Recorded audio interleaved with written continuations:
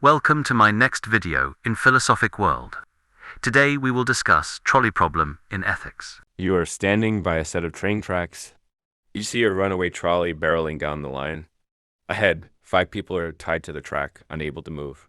They are unaware of their fate. You are standing next to a lever. If you pull it, you will divert the trolley onto a side track. However, on that side track, there is one person, also tied down. You have seconds to decide. Do nothing, and 5 people die. Pull the lever, and you actively choose to kill one person to save 5. What do? This is the trolley problem. It's not a test of what you would do in a panic, but a tool to explore what you should do in principle. It's a window into the deepest questions of ethics, morality, and the value of a human life. Most people instinctively say they would pull the lever. This intuition aligns with the philosophy of utilitarianism, pioneered by thinkers like Jeremy Bentham and John Stuart Mill. The math is simple. 5 lives saved at the cost of 1 is a net gain of 4 lives. The action that minimizes overall harm and maximizes overall happiness is the morally correct one. It's a calculus of consequences. But what if your gut says no? What if pulling the lever feels like murder? This reaction finds a home in deontology, most famously argued by Immanuel Kant. For a deontologist, certain actions are inherently right or wrong, regardless of their consequences. The moral law is absolute. Actively diverting a train to kill a person is using them as a mere means to it and a fundamental violation of their humanity. Your duty is not to kill, not to play God with human lives.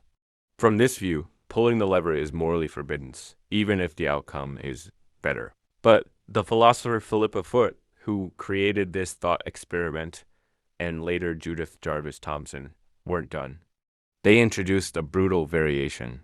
You're on a bridge overlooking the track. No lever, no sidetrack. The trolley is heading for the 5 people. Next to you is a very large man.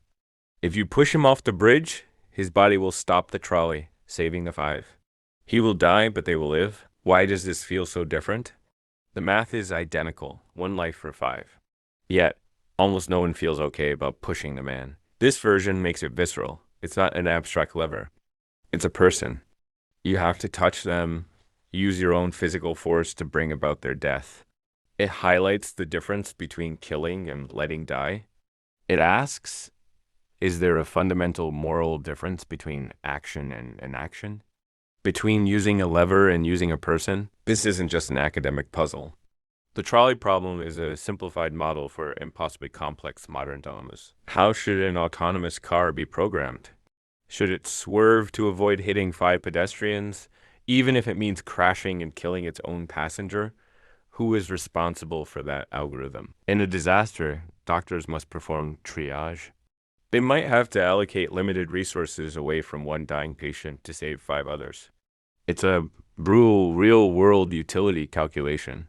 A military commander might call in a drone strike on a known terrorist, knowing nearby civilians will likely be killed. Is that justified by the greater good of preventing future attacks? So, what is the answer? There isn't one. And that's the point.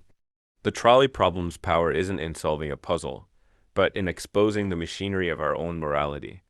It reveals the conflict between our rational brain that calculates and our emotional heart that feels. It shows us that our moral principles are often messy, inconsistent, and deeply personal. It forces us to ask not just what is the right thing to do, but what does it mean to be good? What are we willing to do, and what are we willing to live with? Next time you have a moment to think, ask yourself, which track would you choose? And more importantly, why?